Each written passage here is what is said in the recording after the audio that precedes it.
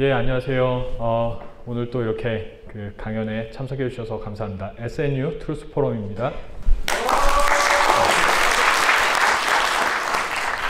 예, 오늘은 저희가 북핵과 우리의 선택이라는 주제로 신원식 교수님 모시고 강연을 진행할 예정인데요.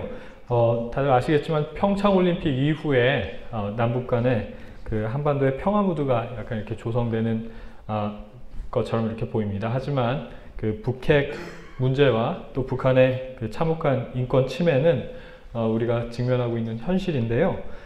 지금 그렇기 때문에 지금 한반도의 그 군사적 상황 또 국제 정치적 상황에 대해서 좀 정확하게 파악하고 이해할 필요가 있을 것 같습니다. 그래서 오늘 이 주제에 관해서 정말 그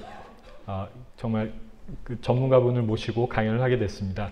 신원식 교수님께서는 지금 고려대학교에서 연구교수로 계신데 예비역 육군 중장이시고요. 그리고 또 합동 참모본부에서 차장으로 근무를 하셨습니다. 그래서 오늘 이 주제에 대해서 누구보다도 정확하게 설명해 주실 분이 아닌가 싶습니다. 그러면 연단으로 신원식 교수님 모시겠습니다. 큰 박수로 환영해 주시면 감사하겠습니다.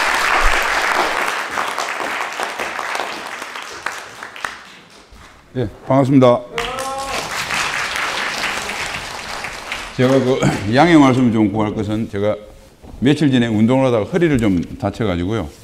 서서 해야 되는데 좀 자세가 구부정하고 앉아서 하는 걸 양해해 주시기 바랍니다. 여러분 아주 이 어려운 시기에 이런 귀한 시간에 또 이렇게 와주시고 정말 감사드리고 여기 나이 드신 분도 계시고 젊은 사람도 계신데 이게 대한민국 희망인 것 같습니다. 이야기하기 전에 제가 하나 여쭤보고 싶은 게 있는데요. 지금 아마 북한의 핵을 폐기시키는 것이 우리가 가장 큰 우리 죽고 사는 문제의 화두인 것 같은데 제가 문제를 한번 내보겠습니다. 첫 번째, 북한의 핵이 정말 완전히 하나도 없이 완벽하게 폐기되고 주한미군이 없는 게 좋습니까?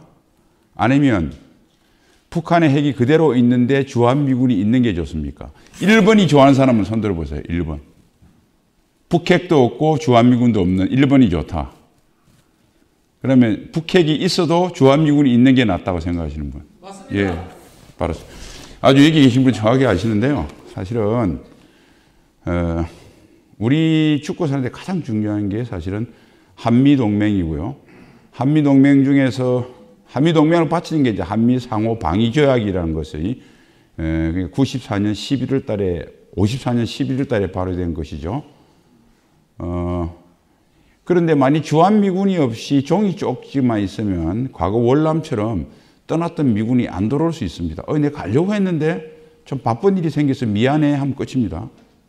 그러나 사람이 와 있으면 그렇게 못하겠죠. 우리가 중요한 게 사실은 주한미군입니다. 지금 중국에서 이야기하는 쌍궤병행, 비핵화 프로세스와 평화협정, 최근에 키신저가 하는 북한의 핵이 폐기되면 주한미군 철수도 할 수 있다고 하는 문제, 또 우리 정부나 일부 대다수 국민들은 북핵 핵만 폐기되면 주한미군 없어도 되는 거 아니야? 많은 사람들이 생각합니다. 그렇게 되면 재앙이 됩니다. 만일 지금 한반도 안보 상황이 북한의 핵이 없을 때는 정말 평화적이었고 6.25도 안 일어나고 1.12 사태도 없었고 정말 평화적이었다면 그 말이 맞죠. 지금 안보 불안은 북핵 때문에 생긴 겁니다. 그러니까 북핵만 없어지면 다시 평화로운 옛날로 돌아가니까 주한미군 나가도 됩니다. 그런데 그게 아니죠. 그죠? 그래서 우리가 아무리 북핵 폐기가 화두로 하더라도 그것은 우리 안보의 두 번째 가는 상황입니다. 첫 번째는 주한미군 철수입니다. 절대 주한미군 카드를 북핵 폐기와 교환하게 되면 우리는 재앙이 됩니다. 그래서 북핵 폐기를 위해서 주한미군 철수 카드가 테이블에 올라오면 재앙이 된다는 사실을 애국 시민들은 꼭 알아야 됩니다. 그걸 말씀드리고요. 자, 좀 넘겨주실 분이 있으면 미안합니다. 다음 장.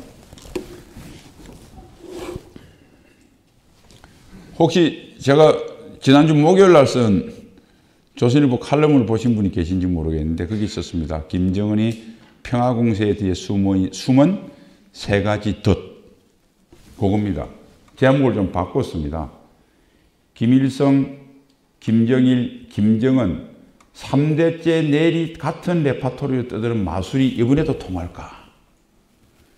한국에는 통하고 미국에는 안 통할 것 같습니다. 결론적으로. 한국에는 왜 통하느냐?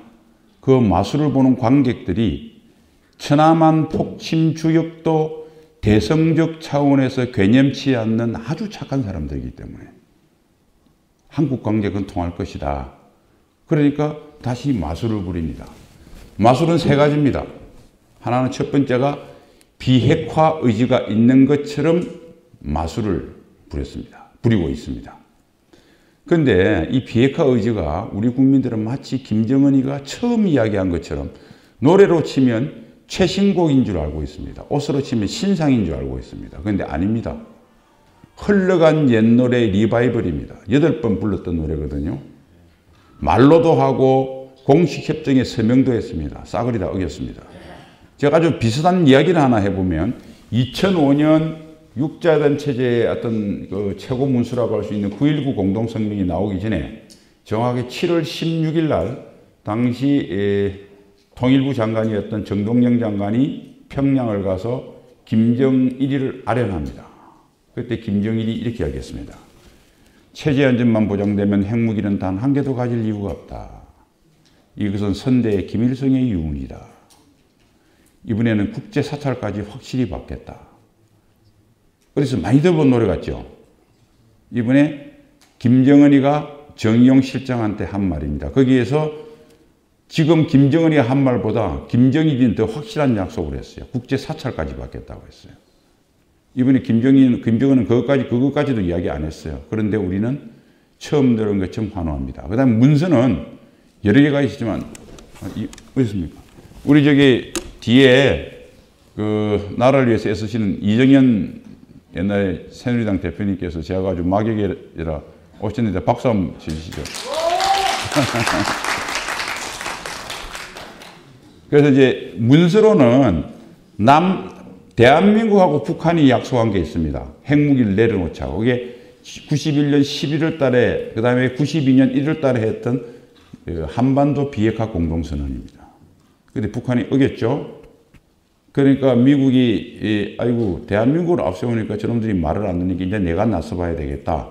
그래서 영변 원자로를 폭격한다고 겁을 주고 94년 10월에 제네바에서 제네바 합의체제를 합니다. 역시 북한이 어기고 또 농축 우라늄을 만들거든요. 그러니까 미국이 다시 생각했습니다. 2002년입니다. 캐리 특사가 방북에서 내밀었어요. 야, 니들 위성사진 찍고 다 확인해 보니까 너희들 플루토늄뿐만 아니라 이번에 한수를 뜯어서 농축 우라늄까지 개발하지, 나쁜 놈들아. 그러니까 10월 3일 첫날 김거관이가 오리발을 쫙 냈습니다. 그러니까 아마 김정일이하고 상의했겠죠. 야, 증거 다 들이대는데 지도되는 게 어떻게 하죠? 야, 이판사판 공사판인데 까보자. 뭐 지들이 날 죽일 거야? 10월 4일 날 김계관이 상관인 강석주가 그래, 나 개발하고 있다. 그래서 나온 게 2차 북핵위기입니다. 그런데 2002년이 어떤 때일까요? 2001년 9월 11일 날 9.11 테러가 났죠. 부시 아저씨가 아프간으로 이라크로 막 다녀야 되기 때문에 정신이 없어요.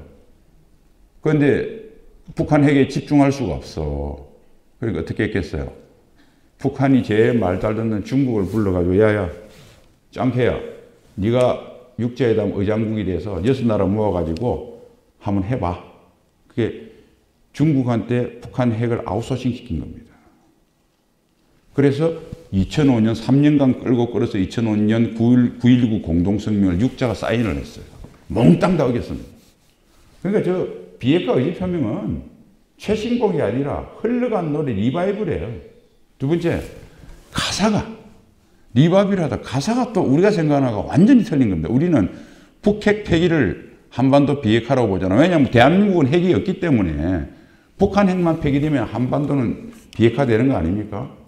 북한은 안 해요. 그래서 가장 최근에 2016년 7월에 그들의 북한 정부 공동성명으로 조선반도 비핵지대화 5대 원칙을 했어요. 그 5대 원칙이 뭐냐면 간단한 겁니다. 남조선에 있는 미국의 모든 핵기지, 말은 핵기지인데 뭐 미국 모든 기지죠. 핵도 없는데 모든 기지가 지들이 사찰을 해야 되겠다는 거예요. 그 다음에 미국은 핵국가인데 언제 다시 핵을 가지고 대한민국을 도와주러 올지 모르니까 그 해구산을 철폐라는 겁니다. 그 다음에 비핵지대는 조선반도뿐만 아니라 조선반도 인근, 괌, 일본에 있는 모든 미군 기지를 사출하고 거기 있는 핵을 없애라는 겁니다. 그러니까 한반도 비핵화는 뭐 비핵화입니까? 미군 비핵화입니다. 핵까지 미국을 내려놓으라는 거예요. 그러니까 예를 들면 김정은 전 노래가 리바이벌이기도 하지만은 나중에 그놈이 그럴 겁니다. 내 비핵화 의지 표명한 것은 미군 핵 노라고 내가 정부 대변인으로 했잖아.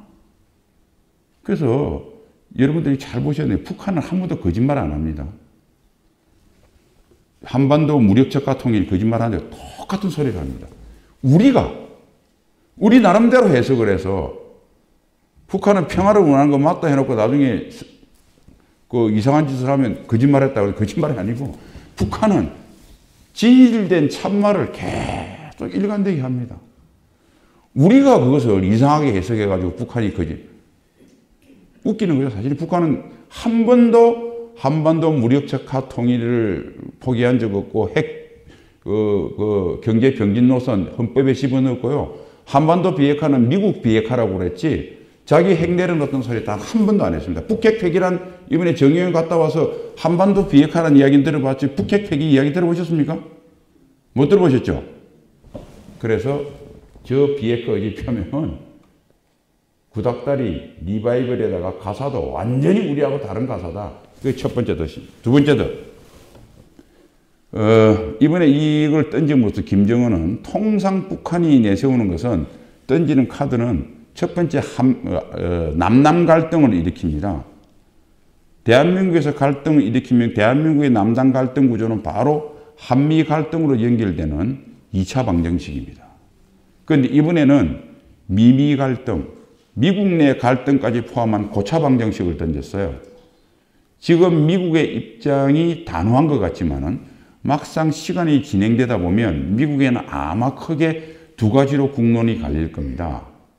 하나는 뭐냐면 지금 당장 볼턴이라든지 폼페오라든지 핵심 직위에 있는 사람들의 의견, 북한이 또 와서 딴소리에 자꾸 뺀질대서 하면 북한 같은 나라하고는 더 이상 이야기하는 대화를 하는 게 시간 낭비니까 바로 후두로 까버립시다 라는 군사적 해결을 서두르자는 파와 그 다음에 미국의 민주당이라든지 공화당 내에서도 지금 트럼프 대통령의 핵심 측근 캐비넷을 형성하고 산무나 스텝이나 캐비넷을 형성하고 있는 사람 외에 보직을 안 받은 사람들은 어떤 생각을 하냐면 북한의 핵을 완전히 비핵화하기에는 현실적으로 어렵다.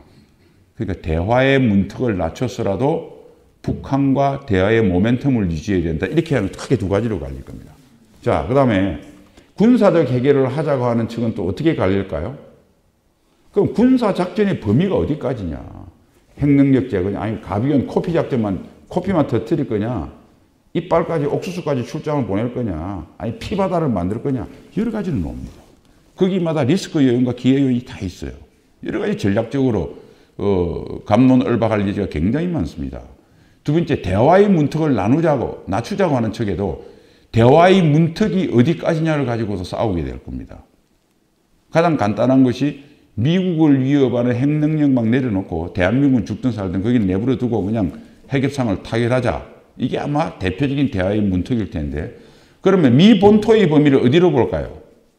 아메리카 대륙을 보면 화성 15호 정도를 내려내야 될 것이고 하와이까지 보면 화성 14호까지 내려놔야 될 것이고 미 본토 중에서 한반도에 가장 가까운 곳은 어디입니까? 3,700km 떨어진 괌입니다. 그러면 화성 12호를 내려놔야 될 겁니다. 이것들이 엉키고 정켜서 미국도 시간을 끌면 미미 갈등이 초래될 개연성이 대단히 많습니다.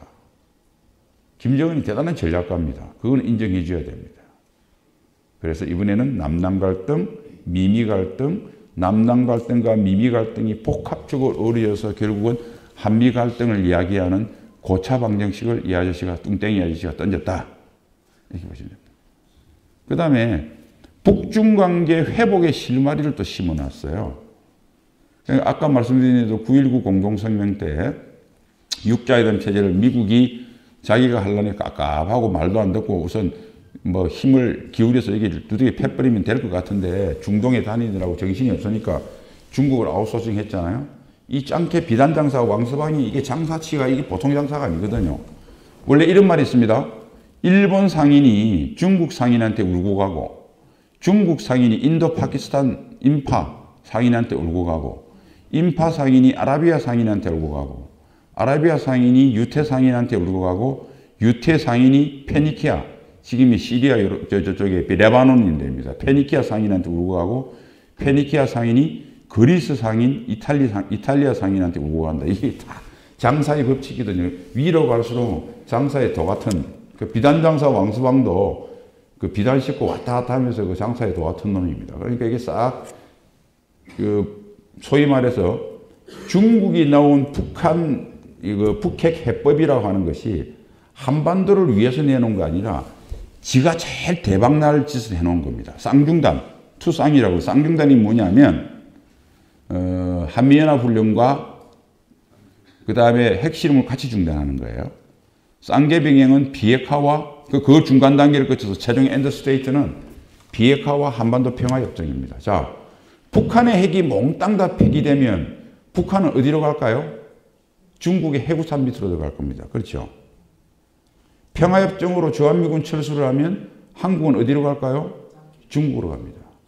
그렇지 않아도 5,000년 중화 DNA가 너무나 깊어서 호시탐탐 천안문에 조아리고 싶어서 거의 환장한 대한민국의 정치 지도자 지식층들이 소위 먹물 먹었다는 아저씨들이 주한미군 좀 때 바로 달려갈 겁니다. 비단장사 왕서방은 완전 대박 나는 겁니다. 한반도 남북한을 통째로 지수 중에 있습니다. 그거 심어놓은 거예요. 그런데 우리는 멋모르고 지금 우리 정부가 하겠다는 건 이겁니다. 그런데 이런 것에 비해서는 김정은의 아버지 김정일이가 눈치가 빠른 것 같아요. 물론 핵을 개발해야 되겠다고 포기 안 한 것도 있지만 중국 해법 들어보니까 이게 황당하거든. 그러니까 2009년도 걷어차버린 겁니다. 그리고 중국이 제 이야기를 하면 그런 말을 꺼내지도 말라고 하고 계속 차버렸어요. 그런데 작년부터 중국이 이것을 쪼으네. 그래서 김정은이 뛰어간 겁니다.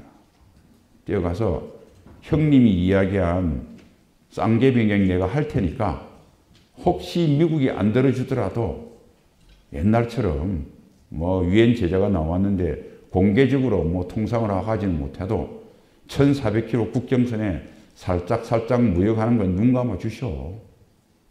그렇게 간 겁니다. 그래서 저는 이렇게 봅니다. 지금 누가 운전자냐 가지고 중매자냐 뭐 나름대로 이유가 있죠. 문재인 대통령도 이런 기회를 놓치지 않고 했으니까 운전자라고 자평할 만하고 또 어쨌든 올리브 가지를 흔든 것은 김정은이니까 나도 운전자다 할 수도 있고 김정은이가 올리브 가지를 흔들게 만들었다는 측면에서는 트럼프 대통령 운전자가 될 수 있는데 진짜 운전자는 장막 뒤에 숨은 운전자는 시진핑이라고 봅니다. 그런데 문제는 미국이 눈치채고 있어요. 그래서 북한과 중국이 머리 아플 거고 평양과 베이징의 잠 못 이루는 밤이 그래서 이루어지는 겁니다. 다음 넘겨주세요. 다음 세 번째 맛이 우리 민족끼리인데요. 통일전선 전술이라고 여기는 분들은 뭐 다 아실 테니까 통일전선 전술에 설명을 안 하겠습니다. 뭐 쉽게 이야기하면 혼자 적을 못 거꾸로 칠 때 나머지 엉성한 애들 우리 편으로 만들어서 공격하고 그놈 거꾸로 쳐놓으면 다음 놈 또 모아서 차근차근 해서 마지막 다 지 손아귀에 넣는 게 통일전선 전술인데 90년대 그러니까 80대 말까지 북한의 통일전선 전술의 화두는 민주통일전선 전술이었습니다. 그래서 우리가 민주란 이름 하에 박정희 정부와 전두환 정부에 항거하는 이러한 것을 통일전선술로 묶었습니다. 통했죠. 그런데 우리가 직선제가 가고 우리 사회가 민주화가 되고 하면서 민주가 더 이상 안 맥힙니다. 그래서 그 다음 화두를 민족으로 바꿨습니다. 그래서 지금 민족통일전선 전술입니다. 그래서 과거를 줄여서 민주전선, 지금은 민족전선입니다. 이 말이 어렵고 팍팍 안 와닿으니까 우리 민족끼리라는 용어로 바꾼 겁니다. 김정은이가 왜 4월 달로 남북 정상회담을 이렇게 급히 한 이유는 물론 추정인데 저는 그들의 속내가 오랫동안 봐왔기 때문에 빤합니다. 4월 말에 해야 6월 15일 날 6.15 공동선언 기념행사를 남북이 같이 할 수 있습니다. 이게 김대중 대통령이 2001년도에 가서 남북 6.15 선언하고 난 뒤에 돌아왔는데 이것을 북한은 집요하게 남북이 공동행사를 하자고 했습니다. 늘 6.15를 실천하라고 했습니다. 왜 6.15가 중요하냐면 이 6.15 공동선언이 우리 민족끼리의 총화입니다. 총화.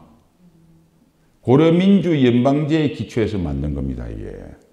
그러니까 이거를 남북이 공동기념행사를 하자는 게 북한이 오랜 소망이었어요. 이거 이번에 요구해서 아마 할 겁니다. 뻔합니다. 그 다음에 이어서 두 번째로 8월 15일 날 광복절 기념행사를 남북이 공동으로 개최하자 할 겁니다. 하루만 끝나지 않을 겁니다. 이번처럼 예술단 왔다 갔다 하고 뭐 축구 왔다 갔다 하고 탁구 뭐 왔다 갔다 하고 이래서 하면 한 달 휘딱 갑니다. 8월 중순 이후부터 뭐가 있습니까? 얼지 포커스, 가디언 훈련이 있습니다. 한미연합 훈련. 이거 축소 조정 요구할 겁니다. 이번에는 그냥 넘어갔지만은 이거 하자고 할 겁니다. 안 그러면 깨자고 그럴 겁니다. 우리 정부가 하여튼 또 미국 살살 밀어서 훈련 축소 조정, 뭐 취소까지는 못 되도록 칠 테니까 축소 조정 하다 보면 내년쯤이면 없어지겠죠. 어쨌든 그거 할 겁니다. 캘린더 보시면요. 9월 말이 추석입니다. 추석 이산가족 상봉을 금강산에서 하자고 할 겁니다. 그리고 야, 뭐 한 번 할 게 아니라 한 달에 한 번 정례화하자. 야, 그러려면 금강산 관광 재개하자고 그럴 겁니다. 지금 유엔 제재로서 금강산 관광 제재 못해요. 그러니까 지난번에 최이나 김여정이 왔을 때 유엔 제재의 예외 조항으로 인정하라고 했듯이 이번에 또 갈 때도 예외 조항 인정했지 않습니까? 금강산 관광만은 한반도 평화 무드를 위해서 기묘하니 또 이산가족이라고 하는 인도적 문제가 있으니 이거 하는 거는 제재에 빼주자. 자, UFG 흔들리죠. 금강산 관광 재개가 예외 조항 인정받죠. 그러면 제재는 끝난 겁니다. 구멍 뿡뿡 뚫리고 중국은 이거 뭐 이것도 예외하자, 이것도 저거 예외하자, 뭐 단둥하고 신의주하고 문화행사 만들고 거기서 뭐 먹거리 장터하는데 예외하자. 어떻게 할 겁니까? 그 다음에 14 노무현 대통령이 갔던 2차 정상회담 14 행사를 남북 공동으로 하자고 할 겁니다. 그러면 NLL 없어집니다.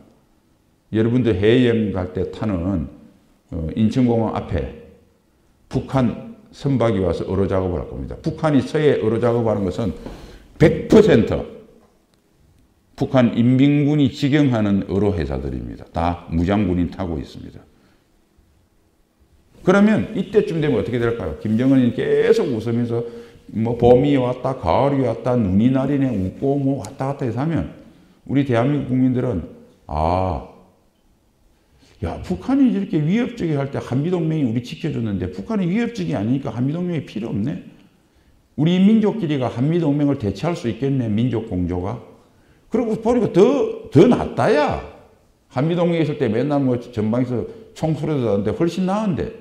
그러니까 민족공조가 한미동맹을 대체할 수 있고 더 유용하다고 믿는 순간 김정은의 우리 민족끼리는 한미동맹을 베고 국제제재를 베고 배는 양날이 금이 되고 종국에는 우리 목을 벨 겁니다. 이게 심어놓은 세 가지 마술이다. 그걸 이해해야 되고요. 여러분들 잠깐 고려민주연방제 제가 소개를 좀 하면 고려민주연방제는 간단히 이렇습니다. 정치체제. 민족 지도자가 한 명이 있습니다. 1민족 지도자 밑에 2개의 자치 지도자가 있어요. 전체 민족 지도자는 뭘 장악하냐면 국방과 외교를 장악합니다. 그 다음에 남측 자치지도, 북측 자치지도자는 그것을 안보를 제외한 나머지 분야를 관장합니다. 왜 이때까지 북한이 다른 나라가 할 때는 정상회담이라고 했는데 우리 여러분들 정상회담을 알고 계시죠? 아닙니다. 1차 김대중 대통령이 1차 하셨을 때는 뭐냐면 남북 순회 상봉과 회담. 정상회담 안 씁니다. 민족 지도자는 나 혼자고 남측 자치도자 김대중과 상임위원장 둘이 만났다. 북측 지도자. 자기 아련하라고. 그래서 2차 노무현 대통령 때는 통일부 관계자들이 그걸 좀 알아가지고 끝까지 버텼어요. 그런데 끝까지 북한이 양보를 안 해서 1차 때는 같이 썼고 그거를. 우리한테만 언론에 한 거. 공식 문서가 순회상봉입니다. 2차는 공식 문서가 뭐냐면 북측은 순회상봉, 남측은 정상회담이에요. 그리고 정상회담이 정상적으로 되면 남과 북이 서울과 평양을 왔다 갔다 해야 됩니다. 아련하러 오는 거예요. 그러니까 지금도 순회상봉이라고 그래요. 절대 대한민국하고 만나는 것 정상회담 북한이 안 합니다. 왜? 동격이 아니니까. 김정은이는 민족 지도자고 문재인 대통령과 김영남이가 카운터 파트너입니다. 그래서 이것을 우리가 짚어야 돼요. 내가 조만간에 한번 그 용어에 대해서 한번 짚어주려고 그래요. 그러니까 이게 예를 들어서 백보를 양보해서 정말 이번에 한번 하면 북한의 군사적인 무력적 통일을 완전히 이번에 끝장내는 진짜 실질적인 회담이다. 그럼 형식을 좀 양보할 수도 있습니다. 여러분, 내용이 별 볼렸을 때 형식까지 양보하면 꼬리가 몸통을 흔든다는 말이 있죠. 출발부터 우리가 김정은 밑에 기어가서 무슨 실질적인 내용을 얻겠습니까? 그런 회담을 하면 할수록 북한한테 도움이 되고 우리 평화는 멀어지는 겁니다. 이게 우리가 반드시 객관적이고 논리적으로 우리가 감정이 앞설 게 아니라 차가운 이성으로서 이겨야 돼요.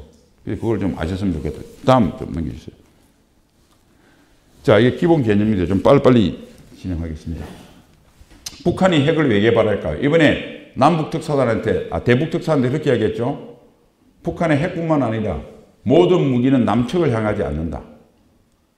그러니까 북한의 이야기대로 하면 북한이 핵무기를 개발한 것은 미국하고 싸우고 대한민국과 싸우지 않기 위해서 개발했다고 합니다. 완전한 사기입니다. 반대입니다.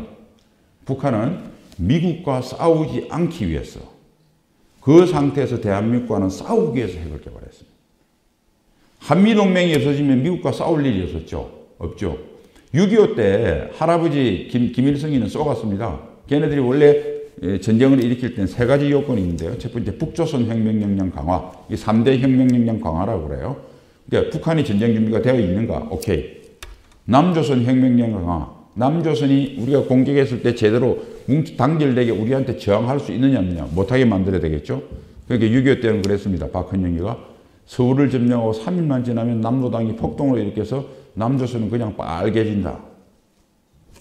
알고 보니까 엉터리였죠. 봉기 안 일어났습니다. 이승만 대통령이 토지개혁 등을 통하고 공산당 숙군 작업을 통해서 공산당을 다 정리했기 때문에 폭동이 안 일어났습니다. 세 번째가 국제적 혁명역량 강화. 즉 한국을 도와줄 나라가 없어야 됩니다. 에치슨 라인이 50년 1월 달에 선언했거든요. 극동방위선에 뺀다고. 그 말 믿고 왔는데 바로 오자마자 트럼프 대통령께서 트루만 대통령께서 선오브 비치라는 말까지 써서 그 개새끼들이 한 발도 더 내리지 못하고 막으시오 해서 에치슨 국무장관한테 불호령을 내립니다. 그래서 미국이 돌아왔어요. 그러니까 김일성이는 사기당했죠. 두 번째는 박헌영이한테 당했고 세 번째는 트루만 대통령 사기당한 겁니다. 그래서 대한민국을 척하를 못 시켰어요. 그래서 미국이 있으면 어떤 경우도 북한은 백전백패다. 이길 수가 없다. 맞습니다. 그래서 미국과 싸우지 않기 위해서 핵을 개발한 겁니다. 그 다음 미국과 싸우지 않은 상태가 되면 한반도는 대한민국은 핵무기 구태에 사용만 해도 핵만 위협을 해도 손들 거다. 그 다음 두 번째, 이게 또 재밌는 건데요. 여러분들 그 미래에 미국 입장에서, 이건 트럼프 대통령 입장에서 미국민 입장에서 생각해 봅시다. 미래 미국의 가장 큰 위협이 되는 게 북한의 핵이겠습니까? 중국의 부상이겠습니까? 북한의 핵은 미국한테 위협이 안 됩니다. 그냥 떠들고 하는데 사실은 미국의 본심은 북한의 핵이라는 수단을 이용해서 중국을 때리기, 중국의 도전을 끊기 위한 겁니다. 만약 북한의 핵이 미 안보의 결정적 위협이라면 조용히 있어서 그렇지 말은 안 해서 그렇지 중국 러시아 핵미사일 위협은 얼마나 어마어마한데요. 구소련의 핵미사일 위협은 뭐고 원래 짓는 개는 물지 않습니다. 아니 김정은이가 술 취했습니까? 미국한테 이기려고? 김정은이가 미국한테 이겨서 세계 1등 국가가 되려고 그럴까요? 택도 아닌 소리죠. 그러니까 여기가 숨어있다. 미국의 본심을 잘 알아야 우리가 미국과 동맹을 하는데 우리가 미국의 능력을 최대한 우리한테 유리하게끔 활용을 할 수 있는 거예요. 다음. 자, 북핵의 최종 목표. 이거 뭐 대부분 다 잘 아시거든요. 비핵화는 말 그대로 한반도에 핵이 하나도 없는 겁니다. 가장 우리의 목표죠.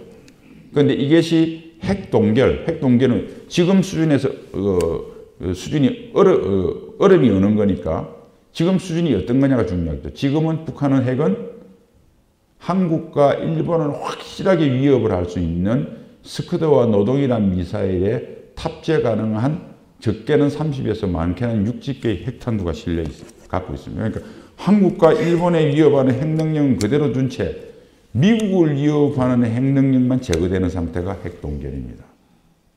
이거는 아까 제가 주한미군하고 뭐가 나으냐 묻는 거와 똑같은 겁니다. 지금이 훨씬 낫고 이 상태가 되면 한반도는 재앙이 옵니다. 왜? 북한의 핵이 미국한테는 위협이 안 되고 한국한테만 위협이 된다. 동맹은 기본적으로 위협이 같아야 됩니다. 위협이 같아야 거기에 따른 이익이 같아집니다. 위협과 이익이 다르면 결국은 동맹은 이혼하게 됩니다. 빠이빠이입니다. 빠이빠이. 처음에는 그렇겠죠. 내가 위협이 안 된다고 너 빼주고 내가 가겠냐. 사나이가 어리가 있지. 말은 그렇게 하겠죠. 근데 그놈 우리는 며칠 지나면 떠나게 되어 있습니다. 월남 평화협정 끝날 때요.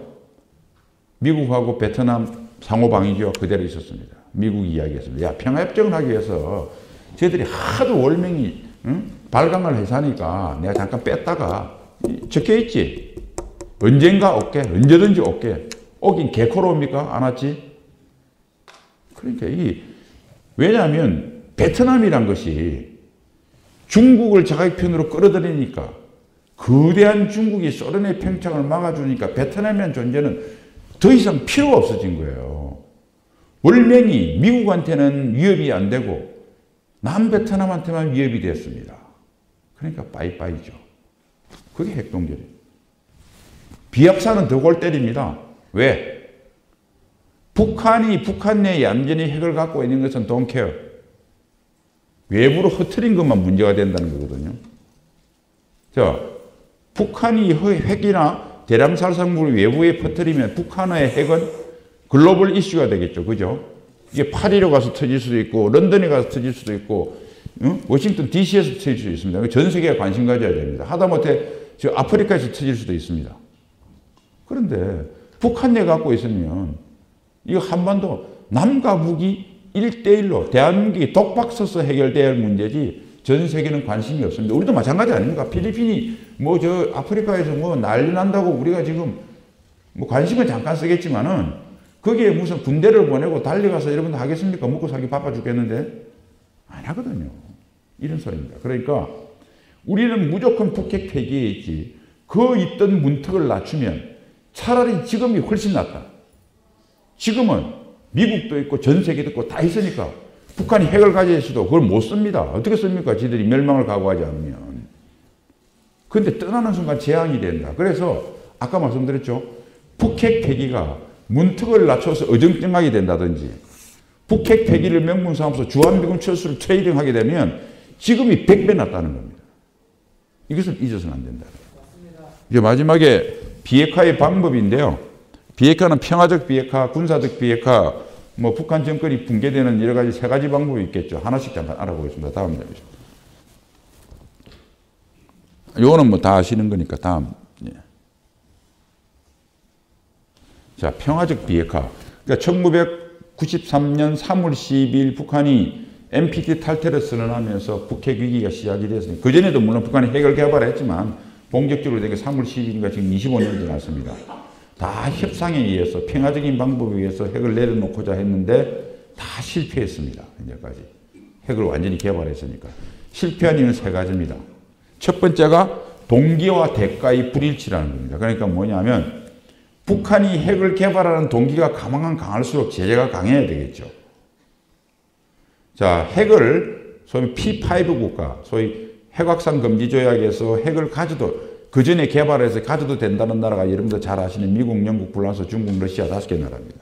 나머지는 못 갖게 한 게 소위 NPT입니다. 그런데 그 중에서 사실은 공식적으로 핵 보유국 인정은 안 됐지만 실질적인 핵 무장 국가가 성공한 나라가 3나라입니다. 인도, 파키스탄, 이스라엘. 이런 나라는 핵을 개발하는 동기가요. 죽고 사는 안보적 문제입니다. 그래서 성공했습니다.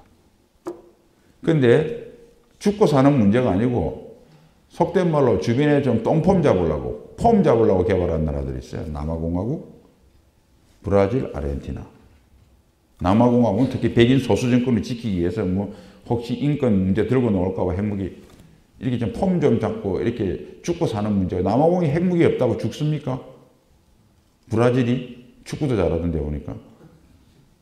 그런 나라들은 폼을 잡으려고 개발한 나라는 약간의 제재만 해도 내려놓습니다.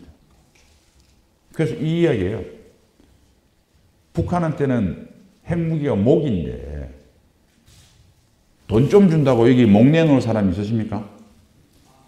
팔다리 비튼다고 목 내놓으실 분은 없으시겠죠. 바보가 아니라면. 그러니까 당연히 북한이 그렇게 강력한 동기를 갖고 있는데 저렇게 허접한 제재를 하는데 뭐하러 내려놓습니까? 안 하지. 첫 번째고요. 두 번째가 협상과 제재 관계에 대한 오해입니다. 그러니까 동기가 강한 사람은 좋은 말로 해서 그 동기를 내려놓지 않습니다. 그러니까 좋은 말 한다고 목 내놓지 않는 거죠. 협상이 안 되는 겁니다. 그러면 협상이 되려면 어떻게 되겠습니까? 목숨이 위태로울 제재의 끝에야 질식할 것 같은 제재의 끝에 비로소 참다운 협상으로 연결되는 겁니다. 그러니까 동기가 강할수록 협상과 제재는 양립하거나 택일의 관계가 아닌 상호 보완적이고 동전의 양면과 같이 같은 관계다. 이 관계를 우리가 이해를 못했다. 세 번째가 뭐냐면 유엔 대북제재의 구조적 모순입니다. 유엔 대북제재가 10개 나왔거든요. 여섯 번째 나온 2016년 2월 달에 나온 게 2270이고요. 2016년도에 11월 30일, 그러니까 북한이 그 2016년도 9월 9일 날 5차 핵실험을 했는데 그 제재로 2325라는 게 나왔어요. 일곱 번째죠. 여섯 번째하고 일곱 번째 북한 제재의 성격이 바뀝니다. 그러니까 여섯 번째까지는 뭐냐면 여러분 그렇게 기억하시면 돼요. 아무 짝에도 필요 없는 제재였습니다. 왜? 북한의 통상을 불법거래와 합법거래를 일단 구분했어요. 불법거래는 무기거래입니다. 그 무기거래도 처음에는 뭐 WMD 핵만 하다가 생화하다가 나중에는 최종적으로 모든 무기거래다 해서 어쨌든 무기거래, 불법거래. 합법거래는 민생거래, 불법거래만 제재합니다. 북한의 통상에서 무기거래가 차지하는 비율이 5%가 안 됩니다. 그 5%마저도 내부자 고발이 없으면 무기거래 증거를 잡기가 어려워요.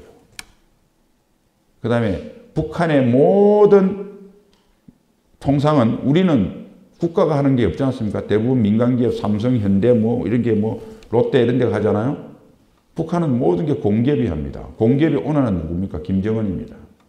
김정은이가 무기거래를 통해서 번 돈은 왼쪽 주머니에 넣고 민생거래는 오른쪽 주머니에 넣는다 칩시다. 쓸 때는 지 마음대로 쓰는데 아니 무기거래든 민생거래든 무슨 상관이 있어요. 그러니까 북한의 통상의 특성을 보면 민생거래, 불법거래의 구분이 아무 무의미합니다. 자, 그 무기거래가 차지한 비율이 5% 미만이고 증거도 잡기 어렵고 그런 거에 아무도 의미 없는 경제구조를 가진 데다가 이대로 그대로 해도 북한이 타격을 안 받는데 중국이 이중 플레이했습니다. 우리만 스스로 감동받아가지고 역대 최고의 제재라고.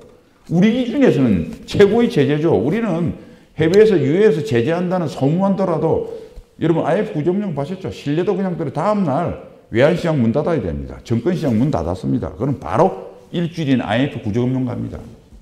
우리는 GDP의 통상이 GDP에 차지하는 비율이 56%예요. 세계에서 넘버원입니다. GDP의 통상이 차지하는 2등짜리가 어딘지 아십니까? 중국인데 우리 27%밖에 안 돼요. 우리는 2등짜리 중국보다 따블이나 더 통상이 차지하는 비율이 높은 나라예요. 이런 나라에서 대에서 문제가 생긴다면 바로 다음날 직장 다 날아갑니다. 우리 기준으로 보면 어마어마한데 북한한테는 하등이 안 믿기는 거 가지고 정말 우리가 그렇게 스스로 샴페인 터뜨렸어요. 이거는 진보정권, 보수정권 마찬가지예요. 박근혜, 이명박 뭐 다 국민 속인 겁니다. 열심히 안 했어요. 정말 우리가 보수 정권이라는 사람들이 정말 안보를 생각하고 진짜 장사치처럼 하는 게 아니고 나라의 근본을 세웠으면 이 꼴하지 안 납니다. 그러니까 이거는 뭐 정권과 상관없는 거예요. 그렇게 해서. 그러다가 오바마 정부 말일 때 북한이 오책 실험까지 해서 뻥 터지는 거 보니까 수소폭탄까지는 아닌 직전에 정강행 분열탄 수준이거든요. 그래서 오바마 대통령이 마지막 나가면서 한 게 232호입니다. 232호는 뭐냐면 드디어 북한의 통상을 합법과 불법으로 구분하지 않고 통상 전체 20%를 재은 겁니다. 그러다가 작년에 화성 12호, 14호 이렇게 쏘니까 2371호 통상의 3분의 1 합법 비합법을 구분하지 않고 전체 총량의 쿼터로 잽니다. 그러다가 또 수소폭탄 실험을 하니까 2375 거기다가 통상 외에 뭐 해외 노동자라든지 기타 그런 것도 재기 시작하고 유류도 그냥 유류는 빼지만 정제품 이렇게 또 제거하고 그 다음에 마지막에 화성 15호 쏘니까 23975 정제류도 50만 톤 외에 제한하고 이렇게 간 겁니다. 그래서 북한의 제기다운 제재가 시작된 것은 2016년 11월 30일이고 이놈의 232호가 효과를 나타낸 게 작년 9월입니다. 왜냐하면 북한의 수출입 통상을 보면 수출 수입이 줄기 시작한 게 작년 9월 달부터입니다. 그동안 왜 당장 안 줄었느냐? 왜 무역이라는 게 미리 성금 줘놓고 물건이 오갈 건 있잖아요. 그건 해야 될 거 아니에요.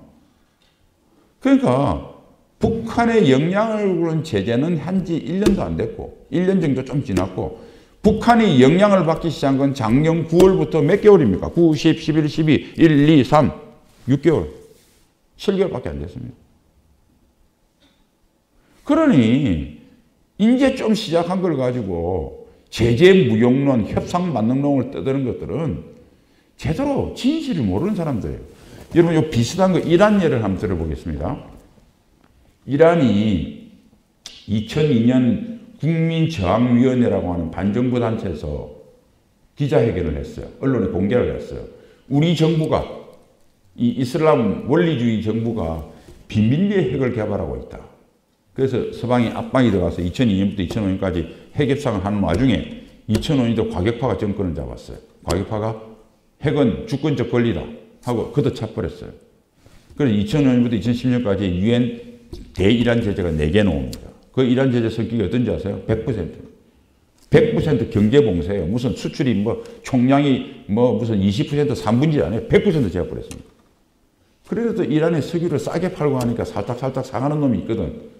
그래서 오바마 대통령이 2011년에 국방수권법, 오바마 정부 행정명령 13,622호, 2012년도 이란 위협 감축법 3개의 세컨더리 보이콧을 냅니다. 그러니까 이란하고 거래를 하면 양말 쪼가리든 뭐든 거래하는 왔다 갔다 하는 그 회사, 그 물건을 날라주는 선박회사, 그 회사하고 거래하는 은행, 그 은행과 거래하는 위에 또 상급은행, 중앙은행까지 싸그리 다 날려버리겠다. 중국 쿤륜행에 걸렸거든요. 그대로 놔두면 뱅크 오브 차이나 문 닫을 판입니다. 중국이 싹싹 빌었죠. 그러니까 2012년부터 감히 거래한 놈이 없습니다. 1년 반 딱 지나니까 2013년에 지금 이란 대통령이 로하니인데 이 사람이 온건파입니다. 이 사람이 서방과 핵협상을 해서 경제를 살리겠다 해서 압도적 다수로 대통령이 돼요. 그래서 2년 후에 2015년 7월에 이란 핵협상이 타결된 겁니다. 북한은 이란 핵이 없어도 북한이 곧 북한처럼 심각한 위협이 없습니다. 다시 말해서 이란보다 북한이 훨씬 더 동기가 강하죠. 그런데 산술적으로 되게 두드려 보면 이란에 했던 제재의 10분지를 가지고 동기는 10배 강한데 제재의 성격은 10분질, 아직도 100분질밖에 안 됩니다. 시작도 안 했습니다. 이게 정확한 지금의 대북 제재의 현실입니다. 그래서 김정은이가 아직도 웃고 있습니다. 저기 피눈물이 나와야 제대로 핵을 내려놓는 진성있는 대화가 가능하다는 사실을 여러분 이래서 안 됩니다. 다음. 이제 미래인데 그럼 앞으로 어떻게 되냐. 저는 다른 사람과 틀려 평화적 비핵화 반드시 가능하다고 봅니다. 이거 왜냐하면 아직 본격적인 본게임도 시작 안 했는데 과거의 실태만 교훈 삼아서 반대로 하면 되거든요. 이렇습니다. 한반도 비핵화는 북한 비핵화고 북한 비핵화는 북한 핵폐기를 의미하니까 지금 이 협상은 뭐냐면 북한이 가지고 있는 핵을 내려놔야 됩니다. 그러니까 주체가 북한이니까 협상을 시작하는 건 북한이죠. 야, 내 거 내려놓을게야 협상이 시작됩니다. 그러니까 대화의 시작은 북한이 하겠죠. 북한이 대화에 나오는 상황은 두 가지입니다. 질식할 것 같아서 견딜 수 없이 내려놓겠다고 할 때 북핵 폐기 비핵화 가능합니다. 그렇게 하면 우리가 적게 주고 많이 받을 수 있습니다. 즉 대북 제재 해제하고 미북 수교하는 정도로 북한의 모든 핵을 샅샅이 제거할 수도 있습니다. 두 번째, 북한이 실험이 필요 없을 정도로 핵 능력을 완성하고 자 이제 해볼까? 합시다 형. 어이 하자. 그랬을 때는 비핵화 물 건너갑니다. 우리가 많이 주고 적게 받습니다. 아마도 미국 핵을 내려놓는 미국을 위협하는 핵을 내려놓는 정도 수준에서 평화협정이고 주한미군 철수를 막 교환할 수도 있습니다. 최악에는. 그래서 첫 번째가 돼야 되는 겁니다. 지금 북한이 첫 번째 사항이 절대 아닙니다. 어렵긴 해도 질식할 것 같은 상태가 아닙니다. 그렇기 때문에 지금의 북한이 핵협상에 나온 것은 진정성이 없다고 볼 수밖에 없습니다. 그러면 북한이 견디지 못한 상황은 뭐냐? 두 가지입니다. 경제 제재가 경제 봉쇄 수준으로 강화가 돼서 기름도 끊어지고 뭐까지 다 끊어져서 2, 3개월 이내는 가만히 앉아서 손가락 빨고 굶어 죽을 수밖에 없다고 느끼는 상태가 되면 견딜 수 없을 겁니다. 그 다음에 미국의 군사행동이 임박했을 때 사람들은 좀 착각하는 게 있어요. 뒤에 나오겠죠. 미리 설명하겠습니다. 여러분들 혹시 이제 미국의 크루즈 토마호크 미사일이 북한을 한 서너 방 빵 때렸다.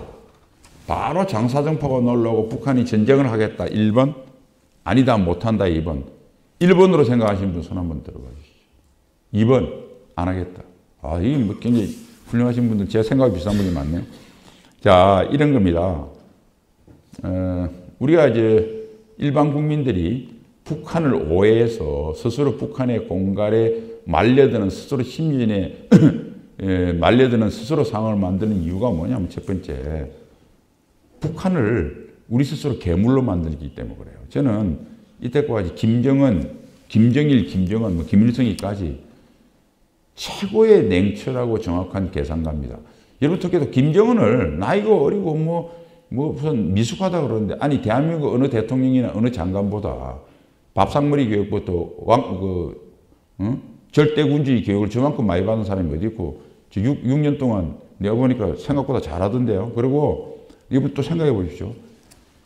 세계 최강국, 모든 걸 가진 최강국하고 미국하고 게임에서 한 번도 져본 적이 없습니다. 승률 100%입니다. 그 다음에 북한의 모든 통상 90% 중국하고 합니다. 시진핑하고 게임에서도 져본 적이 없어요. 여러분, 우리 사드 뭐 할 때 중국 한 20% 정도 통상할 때 중국한테 어떤 꼬라지를 했습니까? 썰이 나와서 발발겠죠. 미국도 비슷하게 미국에서 뭐 철강부터 하면 한국 사시나무 떨어져서 90% 박혀 있는데 게임이 됩니까? 거기도 승률 100%예요. 보통 계산해가 아닙니다. 보통 냉철한 놈이 아닙니다. 정말 전략가로서 탁월한 능력을 선천적으로 가지고 있고 그러니까 김정일이가 아들 중에서 셋째 아들인데 정말 뭐 이병철, 이건희 선택했듯이 이건희 회장을 선택한 겁니다. 자, 그런 사람이 그렇게 냉철하고 계산적이고 잘하는 사람이 갑자기 뭐 한 방 빵 떨어졌다고 갑자기 미치광이가 되나요? 두 번째, 우리는 북한은 우리보다 잃을 게 없어서 막 나갈 수 있다고 생각합니다. 대한민국 국민과 북한 주민을 비교하면 그 말은 맞습니다. 대한민국은 국민이 정치적 의사결정에 집단적으로 표로 인해서 결정적으로 영향을 끼칠 수 있어요. 북한이 영향을 끼칩니까? 북한 주민은 김정은 의사결정에 0.001%도 안 들어갑니다. 그럼 비교를 이렇게 해야 합리적이죠. 정치적 의사결정에 영향력이 있는 대한민국 국민과 김정은 중에서 누가 잃을 것이 많은가? 이렇게 비교해야 이 답이 나옵니다. 김정은은 세계에서 제일 부자고 세계에서 가장 강한 권력을 가졌고 그 사람과 금력과 권력은 지구상의 누릴 수 없는 모든 비도덕적 비윤리적 행위에 100% 면책 특권을 갖고 있습니다. 얼마나 이 세상이 아름답겠어요. 세상의 모든 게 지 건데. 근데 김정은이가, 그 냉철한 김정은이가 미사일이 한 방 남아오자 갑자기 이성을 잃고 죽음을 불사하는 비계산적 행동을 하며, 김정은이는 그렇게 하는 이유가 이렇게 많기 때문입니까? 그러니까 미국의 군사행동이 되면 김정은의 선택지는 두 가지입니다. 자, 너 정권 보장해 줄 테니까 엄마 핵능력은, 너 핵은 가질 수 없어. 정권을 가질래, 핵을 가질래. 네가 내가 핵능력 제거하는 걸 참아내기만 하면 그래, 당분간 권력은 유지해 줄게. 네 옆에는 헤네시 꼬냑과 기쁨조가 있지 않냐. 천수를 누려가면서 권력하면 장미해라. 잘만 하면, 네가 제대로 뭐 북한 주민하고 잘 이렇게 하면 천수를 누리면서 황제가 될 수 있다. 그걸 할래? 아니면 도저히 내 쪽팔려서 못 참겠다. 한번 붙어보자 해서 돌아가실래? 이게 선택자 두 가지밖에 없어요. 그래서 겁내는 거예요. 중국 마찬가지입니다. 여러분 1950년 중국과 한국전에 개입했던 중국과 지금의 중국은 완전히 다른 나라입니다. 이름만 같이. 1950년 중국은 지금보다 훨씬 가난하고 약했지만 통상을 하지 않는 농업국가였고요. 통상을 하더라도 제한적으로 공산권 국가만 하고 했습니다. 지금은 자유시장 질서에서 나온 GDP, 미국의 61.7%가 해당되는 세계 2위 경제대국입니다. 여러분, 미국이 주도하는 자유시장 금융 질서에 넣으면 나라는 부강해지고 국민은 풍요로 누리게 됩니다. 그러나 풍요의 비용이 있습니다. 미국 시키는 대로 해야 됩니다. 중국이 6.25 때처럼 미국과 전쟁을 할 수 있다는 신호는 다음 날 산업에 영향받기 전에 북경의 모든 외환 금융시장을 박살을 낼 거고 중국의 금융자산시장은 황폐가 될 겁니다. 싸워보기도 전에 중국은 망한다는 소리죠. 바로 IMF 구제금융 갑니다. 학자는 그런 이야기를 해요. 혹자들은 중국이 미국의 국채를 가장 많이 받고 있기 때문에 국채를 투매한다. 그 웃기는 게 국채를 투매해서 만일 미국 달러 채권값이 그 가격이 떨어지면 한 건이 못 파니까 갖고 있는 거 지껏 손해보죠. 그 다음에 그렇게 반대의 경우가 사실은 99%입니다. 왜냐하면 2011년 여러분 기억하시지만은 미국이 추스리하기 전에 상하원에서 이거 예산 그걸 안 해가 재정절벽이 나왔습니다. 그래서 무디스가 미국의 신용등급 하락했죠. 그러니까 미국 그러면 달러 가치가 떨어져야 될 거 아닙니까? 신용등급 하락했. 어떻게 반응했습니까? 전 세계는 그럽니다. 미국 신용등급 하락돼? 미국보다 취약한 유럽 새끼들은 뭐야? 쟤는 뭐야 저거? 이렇게 나옵니다. 유럽이 더 취약하네? 그러면 또 생각을 합니다. 야, 미국 신용등급 되면 하락되면 더 취약한 유럽의 신용등급이 하락되고 아이고 세상이 불안해지겠구나. 그럼 뭡니까? 안전자산 선호현상이라고 합니다. 금, 은, 동 그거보다 더 확실하게 많이 굴러다니는 달러 인기가 더 좋아졌어요. 그러니까 중국이 미국 국채를 투매하기 시작하면 미국과 중국이 돌아갈 수 없는 강을 건너서 한판 붙는구나. 아이쿠 달러 싸놔야지. 세상이 어떻게 될지 모르겠는데 달러는 더 좋아집니다. 아무 효과가 없어요. 그 다음에 중국이 만일 미국과 전쟁을 결심했다. 금융 사이드고요. 예를 들면 중국의 지금 석유가 52%가 한 60%를 수입하는데요. 52%가 어디로 들어오는지 아십니까? 해상으로 들어옵니다. 미칠함대가 딱 막아버리면 기름 안 들어옵니다. 그 다음 미국은 보나마나 세컨더리 보이콧 할 겁니다. 상대방은 싸우니까. 앞으로 중국 기업과 거래하는 들은 달러 시장에다 전부 다 아웃이다. 그러면 사우디아라비아 아람코가 중국 석유 국영기업체 페트로차이나하고 거래하겠습니까? 거래하면 지도도 끝나는데 그 다음에 아람코는 보나마나 사우디 은행, 국립은행하고 다 이렇게 결제할 텐데 그것도 싸그리 날아가는데 그래 못합니다. 기름을 팔 나라가 없어요. 그 다음에 아까 또 있지 않습니까? 미국 국채, 미국한테 돈을 가장 많이 빌려줬다고 했습니다. 아니 나하고 싸움하는데 미치다고 돈 갚습니까? 떼묵지? 돈은 갚습니다. 그걸 유식한 말로 자산 동결이라고 그래요. 중국은 그냥 끝장나는 겁니다. 자, 미국의 군사행동을 했습니다. 6.25 때처럼 개입할 수 없죠. 개입하는 순간 중국은 붕괴될 것이고 그 붕괴는 공산당 일당 독재 붕괴 및 구소련처럼 신장 위구르부터 호시탐탐 노리던 나라의 분리독립 요구가 불같이 일어나서 중국은 무너집니다. 아마도 상하이를 중심으로 한 남부와 북의 위진 남북조처럼 남북조가 나뉠지도 모릅니다. 바로 갑니다. 못하겠죠. 자, 그래서 살 수도 없고 또 모른 척 하자니까 뭡니까? 완전히 얼굴에 기스가는 거죠. 그러니까 미국의 군사행동이 북한과 중국한테는 최악의 선택지만 남아있는 거예요. 좋은 게 하나도 없어요. 그래서 겁내는 거예요. 자, 그 이야기고요. 좀 빨리 하겠습니다. 대화로 제가 비핵화가 가능한 길은 유일한 길인데요.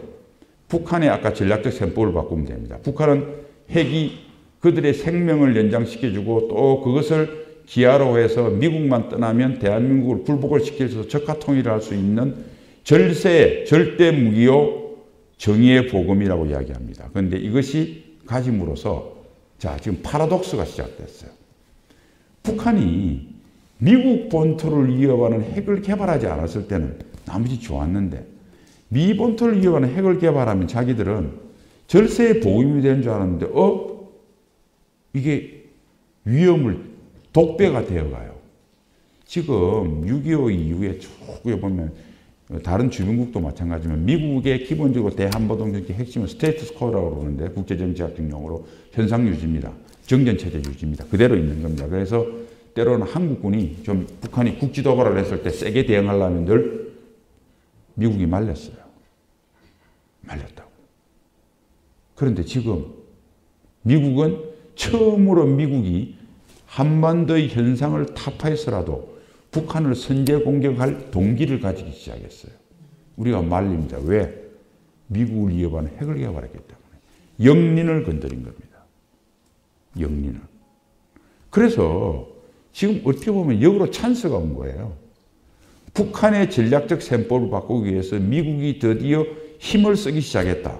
그래서 북한이 핵이 정의의 복음이 아니라 독배가 되는 순간 북한은 진지하게 핵을 내려놓아야 되겠다고 마음을 바꾼 것을 고민하기 시작해요. 고민입니다. 내려놓겠다는 게 아니라 고민을 시작하게 될 겁니다. 자, 북한에 직접 이런 압박을, 이런 셈법을 강요할 수 있는 나라는 두 나라인데요. 중국은 경제를 90%로 뽑고 있으니까 기름부터. 중국은 경제적 질식 상태를 만들 수 있는 힘을 가지고 있어요. 북한에. 미국은 군사행동을 할 수 있는 힘을 가지고 있어요. 일단 중국을 봅시다. 중국은 힘은 있는데 의지가 없었어요. 왜? 북한이 전략적 자산이고 완충지대이기 때문에. 또 북한의 핵을 가만히 내버려 두면 저게 내가 못하는데 손 안 대고 코 풀 수 있겠다. 저게 뭐 잘해가지고 거래해서 저거 가지고 주한미군을 철수시켜 놓으면 야, 한반도 뭐 들어 먹을 수 있겠네. 그러니까 설설설 무긴 해준 겁니다. 근데 저 핵이 이래서 한미동맹이 더 튼튼해지고 이게 한미동맹이 튼튼해지면 한미일 삼각 군사협력은 강화될 수밖에 없거든요. 이게 대만을 넘어서 필리핀 뭐 쭉쭉 넘어서 나토와 같은 대중 포위망이 되어가네 하면 중국은 생각할 겁니다. 북한의 핵이 한반도를 기점으로 해서 1대1로 즉 중국몽을 앞당기는 중요한 선봉장이 될 줄 알았는데 이게 아시아에도 나토와 같은 집단 안보기구 비슷한 게 출범을 해서 나토의 것은 뭡니까? 소비에트 연방의 해체거든요. 소비에트 연방의 해체는 뭡니까? 국내적으로 공산당 일당 독재의 붕괴고 소비에트 연방이 15개 나라로 갈갈이 찢어진 겁니다. 중국한테는 악몽이 되는 거죠. 그래서 이렇게 되면 중국이 북한과 북핵을 바라보는 셈법이 바뀌게 됩니다. 그러면 중국은 북핵을 폐기시키기 위해서 적극적으로 나서지 않을 수가 없습니다. 이게 중국이에요. 그러면 북한을 직접 군사적으로 공격할 수 있어서 북한에 압박을 할 수도 있고 중국에게 이렇게 만들 수 있는 나라가 또 누구냐면 미국입니다. 그런데 미국이 지금까지 힘은 갖고 있는데 이걸 쓸 수 있는 미국도 의지가 없었어요. 자, 93년 3월 10일 NPT 탈퇴를 했을 때 클린턴 대통령이 들어선 지 2개월 됐었거든요. 클린턴 대통령의 제1의 과업은 뭐였냐면 91년 12월 24일 크리스마스 이브 날 러시아의 3세기가 올라갑니다. 소비에트 연방이 해체된 것이죠. 그 해체된 공산권이 다시 공산주의로 돌아가지 않도록, 즉 자유민주주의 세계로 소프트 랜딩, 연착륙을 하도록 하는 게 관심이 1번이었고요.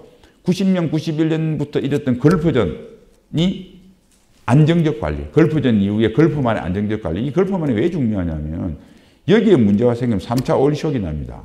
1차는 4차 중동 전쟁, 2차는 이란 호메니 혁명 때문에 난 건데요. 3차가 만약에 걸프전에서 문제가 생기면 이건 조그만 나라들 아니, 이란 한 나라도 아니고 이란, 이라크, 사우디, 쿠웨이트, UAE 왕창 다 걸려 있습니다. 걸프만이 흔들리면. 여러분 3차 오일 쇼크가 나면 1, 2차보다 훨씬 강도가 높을 것이고 3차 오일 쇼크가 나는 순간 우리 현대 물질 문명의 기본은 박살이 나는 겁니다. 그러니까 걸프만의 안정적인 잠깐 북한의 핵 문제에 관심 쏟아서 제네바 합의 잠깐 몇 개월 동안 신경 썼다 영원히 생각이 글로 간 거죠. 다음은 여러분 잘 아는 2001년도에 1월 달에 부시 대통령 들어섰습니다. 이 아저씨 들어서자마자 9.11 테러 만났네요. 그러니까 군인 아저씨들하고 릭장 메고 저기 아프간을 갔다가 이라크 갔다가 온통 정신이 없었습니다. 그럼 2008년 대선에 오바마 대통령이 이겨서 2009년도 들어섰습니다. 2008년 9월 15일 날 여러분 잘 리만 사태 났잖아요. 그러니까 우선 그 연착륙 시켜야 되고 그거 외에 부시 대통령 때 저질러 놨던 아프가니스탄, 이라크가 계속 진행 중에 그거 관리해야죠. 아까 말씀드린 이란 핵협상 또 내려놔야죠. 걸프 연안국가에 핵무장 국가가 들어서는 것은 미국한테 악몽입니다. 전 세계 악몽입니다. 현대 문명에 대한 심각한 도전입니다. 그래서 내려놔야죠. 이제 그래서 로하니가 들어 좀 가닥을 잡으니까 2012년도에 아시아 재균형 정책했습니다. 즉 좀 있다가 아시아로 돌아와서 북핵하고 중국 손보로 돌아오려고 선언을 했는데 그거 좀 정리하고 다 끝나가려고 하는데 또 중간에 단언한 게 제스민 혁명이라고 2011년부터 12년까지 북아프리카 난리가 났죠. 카다피 골로 보냈죠. 이제 정신을 좀 차리고 몸 엇들어들 풀고 아시아로 싹 올라오고 그러는데 러시아가 똥포를 확 찼어요. 그러니까 발칸, 우크라이나 이렇게 해서 거기입니다. 2016년도 해결된 겁니다. 힘을 가진 미국이 북핵이나 미 본토를 위협하기 시작한 북핵의 심각성, 미 GDP의 62%까지 턱밑같이 쫓아오는 중국의 부상, 더 이상 전략적 인내로 어영부영하기에는 심각해졌다는 게 한 가지. 두 번째, 전 세계 다른 문제가 거의 해결이 돼서 여기에 힘을 집중시킬 수 있는 여력이 생겼다는, 이게 역대 대통령과 트럼프 정부와 여건이 변화된 겁니다. 이렇게 이해를 하시면 되고요. 그래서 북 전략적 셈법, 중국과 미국 여기까지 이야기한 겁니다. 마지막 저에게 간단히 말씀드릴게요.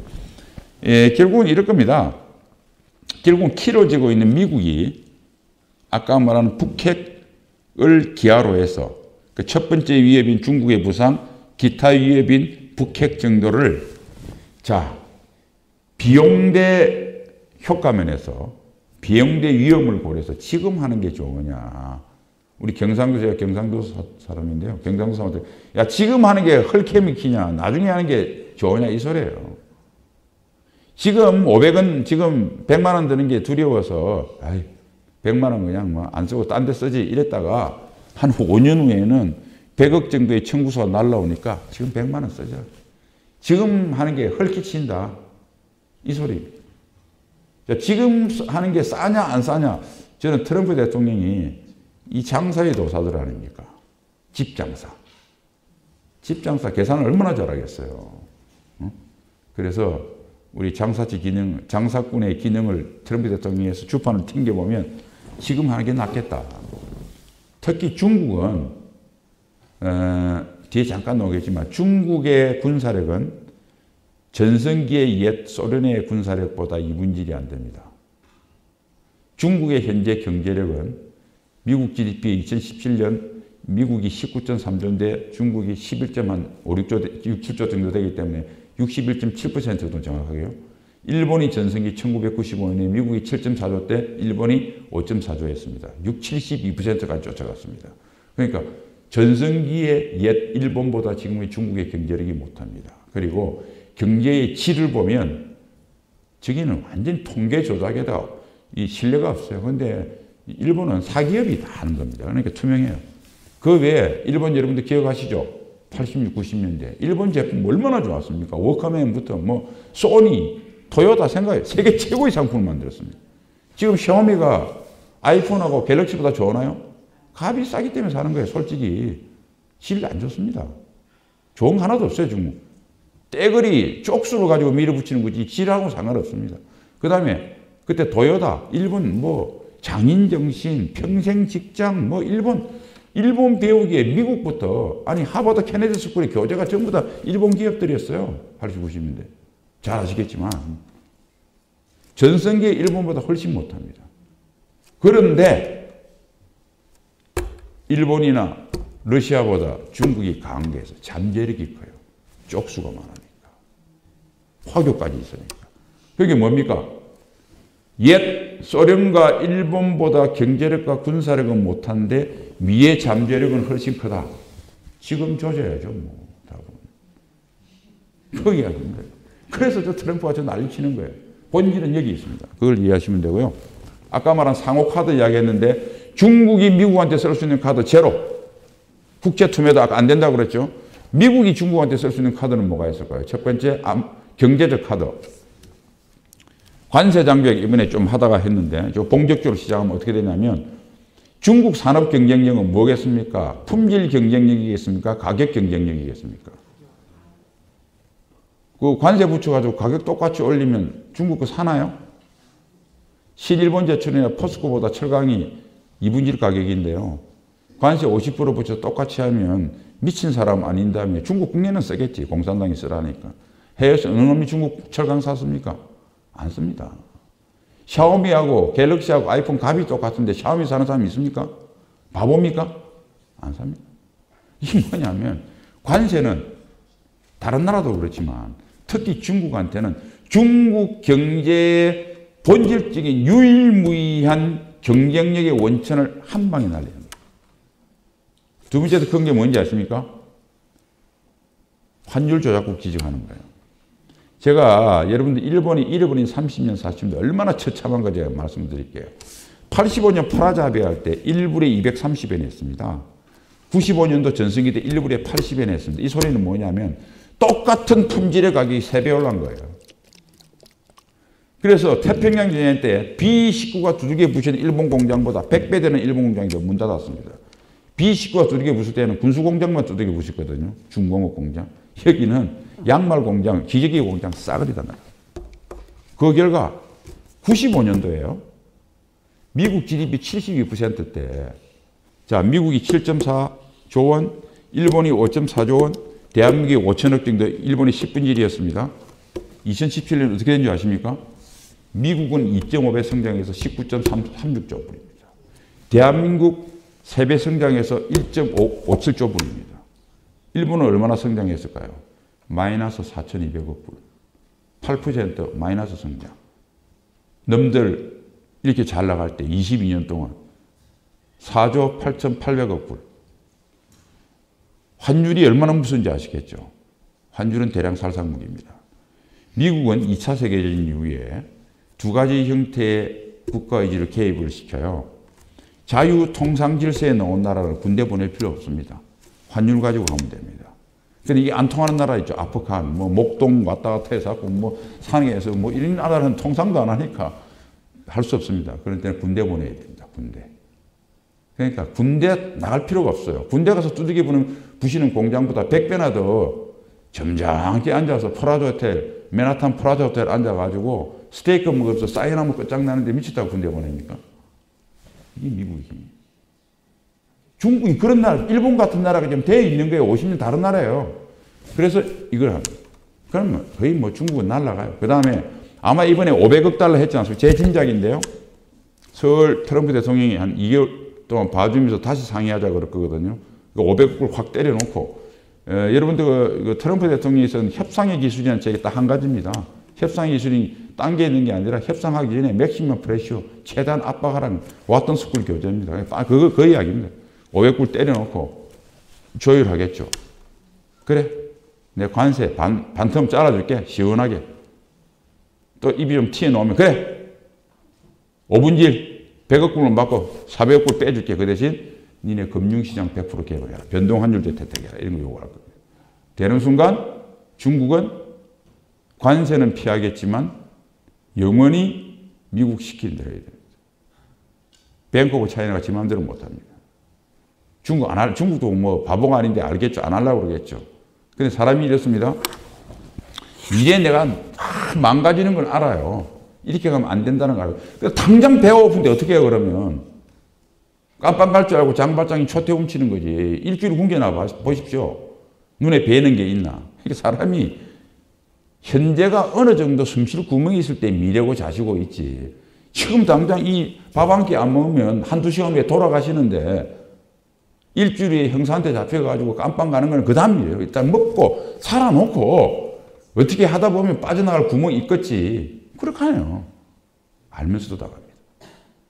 일본이 바보로서 당한 것이 아니고 그렇습니다. 제가 러시아 잠깐 이야기했는데요. 뒤에도 놓으시면 89년도에 소련이 미국 GDP의 50%, 51%까지 쫓아갑니다. 미국이 한 5.4조 때 2.66조 불 했습니다. 지금 러시아 2017년 얼마나 되는지 아십니까? 우리나라보다 1천억 불이 작은 1조 4천 몇백억 불 정도 됩니다. 89년 지금 몇 년입니까? 30년 전이죠. 미국은 그 30년 동안 7배 성장했습니다. 대한민국은 14배 성장했습니다. 러시아는 반토막 났습니다. 그래서 작년 기준 GDP 11위가 대한민국이고 우리보다 바로 뒤에 따라오는 아저씨가 러시아입니다. 한국 사람들은 참 통계 안 봐요. 과학적인 통계 안 봐요. 자기 감으로 때려요. 러시아가 우리나라보다 못한 나라입니다. 한때는 우리보다 앞섰습니다. 처음에 개방할 때는 우리가 앞섰거든요. 러시아가 14, 15, 16 GDP가 마이너스 30% 된 거 아세요? 2조 달러까지 갔다가 1조 1000억 달러까지 반토막 났습니다. 왜? 발칸 우크라이나 이렇게 해가지고 미국이 유가 떨어뜨리고 루블화 공격했기 때문에 그렇죠. 저게 정상적인 나라 같다면 푸틴 대통령 안 됩니다. 하도 희한한 나라니까 저게 된 나라지. 그러니까 한 나라를 저렇게 망가뜨릴 수 있는 힘을 가진 게 우리가 뭐 도덕의 문제가 아니라 현실적인 힘과 현실을 이야기합니다. 미국은 가지고 있습니다.